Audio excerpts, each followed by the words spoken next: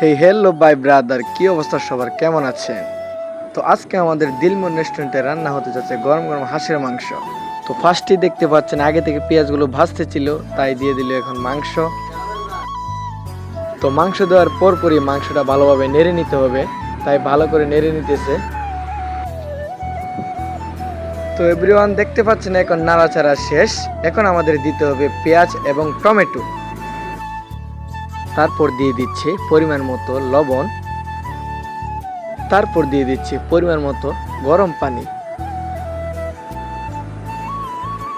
গরম পানি দেওয়ার পর হালকা পাতলা একটু নেড়ে চেড়ে নিচ্ছে, কারণ মাংসটা ভালোভাবে মিক্স করতে হবে। এভরিওয়ান দেখতে পাচ্ছেন ভালো করে মিক্স করা শেষ। এখন আমরা দিয়ে দিব পরিমাণ মতো এলাচ এবং লং। তারপর দিব কয়েকটা তেজপাতা। এখন আপনার কষানোর জন্য সব মশলা দেওয়া শেষ। এখন আমরা কিছুক্ষণের জন্য মাংসটা ঢেকে দিব। কিছুক্ষণ মাংসটা সেদ্ধ হওয়ার পর দিয়ে দিব রসুন বাটা। তারপর দিব আদা বাটা। এখন দিয়ে দিতে হবে পরিমাণ মতো হলুদ গুঁড়া। এটা আপনারা আপনাদের মাংস অনুযায়ী দিয়ে দিবেন। তারপর দিতে হবে পরিমাণ মতো মরিচ গুঁড়া। এটা আপনারা ঝাল কম বেশি বুঝে দিয়ে দিবেন। এখন সবকটা মশলা একসাথে ভালোভাবে মিক্স করে নিতে হবে।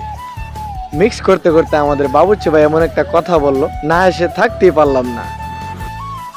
এভরিওয়ান দেখতে পাচ্ছেন ভালো করে মিক্স করে নিতে নিতে আমাদের মাংসটা সুন্দর একটা লুক চলে আসছে। এখন আমরা মাংসটা কিছুক্ষণের জন্য ঢেকে দিব। তো এভরিওয়ান আমাদের কিন্তু এখন সবকিছু দেওয়া শেষ। এখন আমাদের অপেক্ষা করতে হবে মাংসটা ভালোভাবে সেদ্ধ হওয়ার। আবারও ভালোভাবে নেড়ে চেড়ে নেওয়া হচ্ছে। তো এভরিওয়ান দেখেন আমাদের মাংসের কি একটা গর্জিয়াস একটা কালার এসেছে। এখন আমাদের চুলার আগুন কমিয়ে দেওয়া হয়েছে, কারণ আমাদের মাংস এখন তৈরি। তো দেখতে পাচ্ছেন এভরিওয়ান মাংস এখন থালিতে ডালা হচ্ছে। আর আমাদের বাবুর্চি ভাই বলতেছিল যে 100 হয়েছে মাংস। তো এভরিওয়ান আজকে ছিল এই পর্যন্তই। সবাই ভালো থাকবেন, সুস্থ থাকবেন। আল্লাহ হাফেজ।